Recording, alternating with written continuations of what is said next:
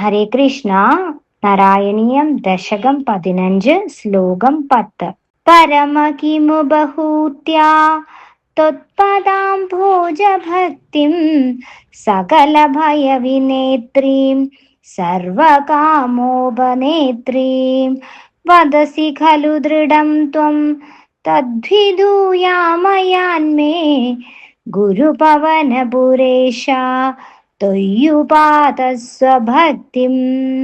സർവത്ര ഗോവിന്ദനാമ സങ്കീർത്തനം. ഗോവിന്ദ ഹരി ഗോവിന്ദ.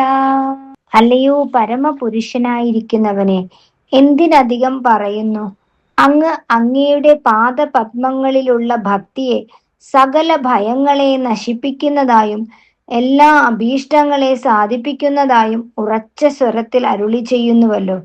അത് ഹേതുവായിട്ട് അല്ലയോ ഗുരുവായൂരപ്പ, എന്റെ ആമയങ്ങളെ ഇല്ലാതെയാക്കിയിട്ട് അങ്ങയിൽ ഭക്തി ഉണ്ടാക്കി തരേണമേ.